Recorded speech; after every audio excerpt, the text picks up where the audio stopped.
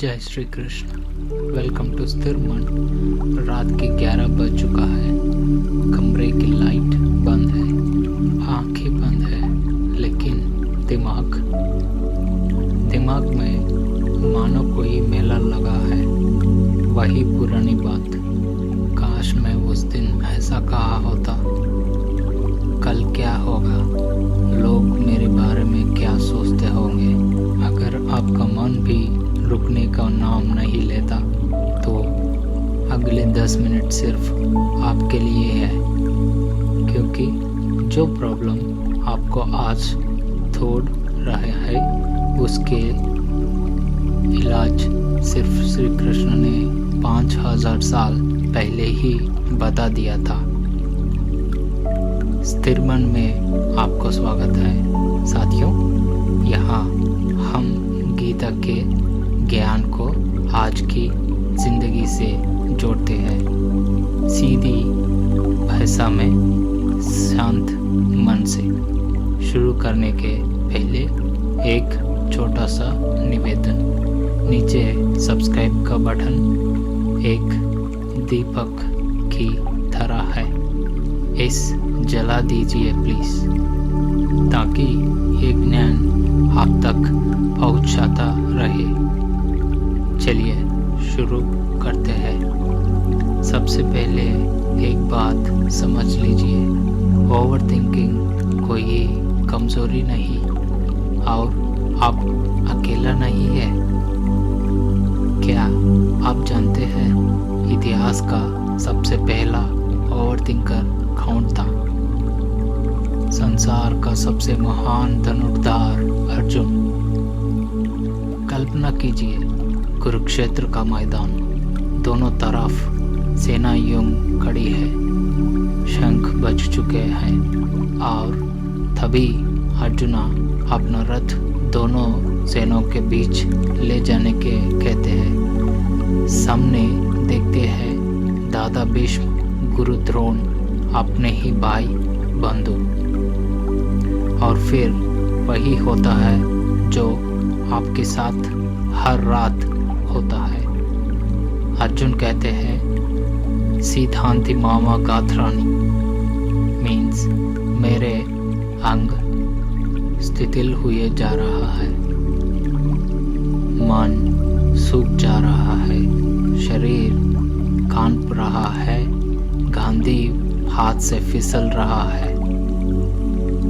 ये कोई साधारण डर नहीं है, ये था विचारों का तूफान, बीते कल का अपराध बोध, आने वाला कल का भय।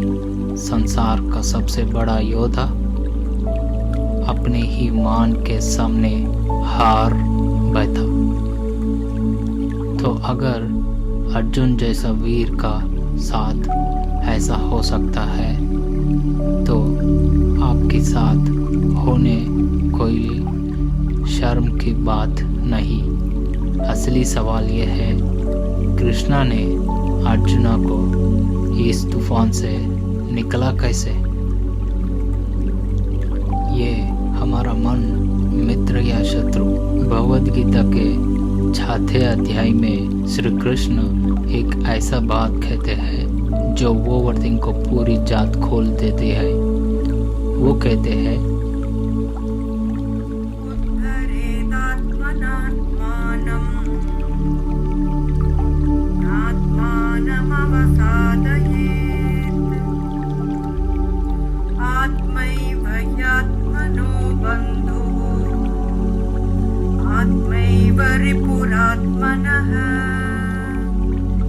इसका मतलब अपने द्वारा अपना उद्धार करो, अपने आप को गिराओ मत, क्योंकि मन ही मनुष्य का मित्र है और मन ही उसका शत्रु। इसका मतलब समझाओ। समस्या विचार नहीं है, विचार तो आते जाते रहेंगे। समस्या है बलगाम मन। मन एक गाड़ी की तरह है, अगर आप ड्राइवर सीट पर बैठे हैं तो यही मन आपको मंजिल तक ले जाएगा, लेकिन और गाड़ी खुद चल रही है और आप पीछे बैठे बस देख रही है कि वो आपको कहाँ घसीट रही है, तो यही मन आपका सबसे बड़ा शत्रु बन जाता है। ओवरथिंकिंग का मतलब ही यही है। गाड़ी चल रही है, ड्राइवर सीट खाली है, तो ड्राइवर सीट पर वापस कैसे बैठे? श्री कृष्ण 3 रास्ते बताते हैं। पहली रास्ता सुनकर आप चौंक जाएंगे, क्योंकि कृष्ण कहते हैं विचारों को रोकने की कोशिश ही मत करो। पहले उपाय, साक्षी बनो। जी हाँ, विचारों से लड़ना बंद कीजिए, क्योंकि जिस विचार से आप लड़ते हैं वो और ताकतवर हो जाता है। कोशिश कर दीजिए अगले 10 सेकंड सफ़ेद हाथी से के बारे में मत सोचिए। क्या हुआ? सिर्फ सफ़ेद हाथी ही दिखाना? श्री कृष्ण कहते हैं लड़ाओ मत, देखो, साक्षी बनो। सुन लीजिए, आप आसमान है और विचार बादल। बादल कितने भी काले हो, कितने भी गहने हो, आसमान का कुछ नहीं बिगड़ सकता। बादल आते हैं और चले जाते हैं, आसमान बस देखता रहता है। आज रात ऐसे आजमाइए, जब विचारों का मेला लगा तो बस इतना कीजिए, हर विचारों को दूर से देखिए और उस एक नाम दीजिए। ऐसा ये चिंता है, अच्छा ये पुरानी याद है, अच्छा ये कल का डर है। जैसे ही अपनों विचारों को देखा, आप उसी अलग हो जाएगा। जो देखा रहा है वो दृश्य से बड़ा होता है। श्री कृष्ण भगवद गीता में स्थिर मन की एक सुंदर उपमा देते हैं। यथा दीपो निवातस्थो निंगते सोपमा स्मृता योगिनो यत चित्तस्य युञ्जतो योगमात्मनः।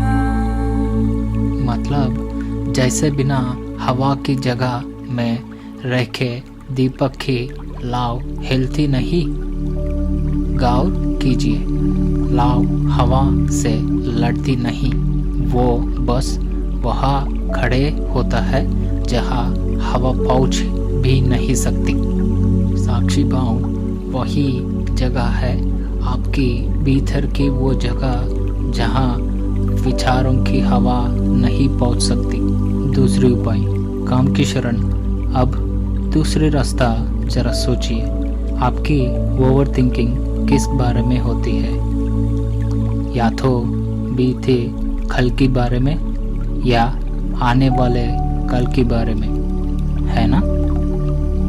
कोई भी इंसान इस पल के बारे में ओवर थिंकिंग नहीं कर सकता, क्योंकि पल में सोच नहीं, सिर्फ जीवन है। इसीलिए श्री कृष्ण ने भगवद गीता का सबसे प्रसिद्ध श्लोक कहा,